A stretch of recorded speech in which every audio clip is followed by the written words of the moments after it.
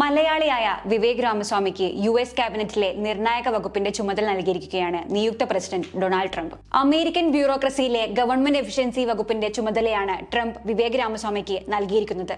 ആരാണ് വിവേക് രാമസ്വാമി? പാലക്കാട് സ്വദേശികളായ ദമ്പതികളുടെ മകൻ. പ്രസിഡന്റ് തെരഞ്ഞെടുപ്പിന്റെ സമയത്ത് മത്സര രംഗത്തെത്തുകയും പിന്നീട് ട്രംപിന് വേണ്ടി പ്രവർത്തിക്കുമെന്ന് പറഞ്ഞ് സ്ഥാനാർത്ഥിത്വത്തിൽ നിന്ന് പിന്മാറുകയും ചെയ്തതോടെയാണ് വിവേക് രാമസ്വാമിയുടെ പേര് വീണ്ടും ചർച്ചയാവുന്നത്. പാലക്കാട് ജില്ലയിലെ അഗ്രഹാര കുടുംബത്തിൽ നിന്ന് US-ലെ ഒഹായോയിലേക്ക് വിവേക് രാമസ്വാമി കുടിയേറുകയും പിന്നാലെ റോവിയൻ സയൻസസ് എന്ന ബയോടെക് കമ്പനി സ്ഥാപിക്കുകയും ചെയ്തതോടെയാണ് ശതകോടീശ്വരനായി ഇയാൾ മാറുന്നത്. 2016-ലെ ഫോബ്സ് മാഗസിൻ പട്ടികയിൽ 40 വയസ്സിൽ താഴെയുള്ള സമ്പന്നരിൽ 24-ാം സ്ഥാനത്തുണ്ടായിരുന്ന രാമസ്വാമി ബയോടെക് മേഖലയിലും മരുന്നുകളുടെ കണ്ടുപിടുത്തത്തിലും പ്രാവീണ്യം തെളിയിച്ചിരുന്നു. 2021-ൽ എഴുതിയ വോക്കിംഗ് എന്ന പുസ്തകത്തിലൂടെയാണ് വലതുപക്ഷ രാഷ്ട്രീയ ഭൂപടത്തിലേക്ക് വിവേക് രാമസ്വാമിയുടെ കടന്നുവരവ്. US പ്രസിഡന്റ് സ്ഥാനത്തേക്ക് മത്സരിക്കാനിറങ്ങിയ അദ്ദേഹം കടുത്ത വലതുപക്ഷ നിലപാടുകൾക്കുടമയുമാണ്. LGBTQA+ സമൂഹത്തെ കൾട്ട് എന്ന് വിളിക്കുകയും തൊഴിലാളികൾക്കെതിരെയും കമ്മ്യൂണിസത്തിനെതിരെയും പരാമർശങ്ങൾ ഉന്നയിക്കുകയും ചെയ്തിട്ടുണ്ട്.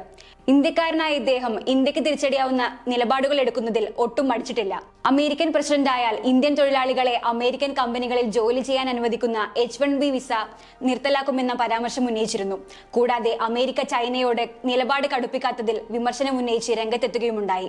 ഡൊണാൾഡ് ട്രംപ് നൂറ്റാണ്ടിന്റെ മികച്ച പ്രസിഡന്റാണെന്ന് പറഞ്ഞ് ട്രംപിന്റെ ഇഷ്ടം പിടിച്ചുപറ്റുകയും ട്രംപിന് പിന്തുണ പ്രഖ്യാപിച്ച് തെരഞ്ഞെടുപ്പിൽ നിന്ന് പിന്മാറുകയും ചെയ്തപ്പോഴെല്ലാമാണ് വിവേക് രാമസ്വാമി എന്ന പേര് ചർച്ചകളിലുണ്ടായിരുന്നത്. ഇന്ന് തന്റെ ക്യാബിനറ്റിലെ നിർണായക വകുപ്പ് നൽകിയ Trump Vivek Ramaswamy vice president സ്ഥാനത്തേക്ക് എത്താൻ യോഗ്യനാണെന്നും പറഞ്ഞു.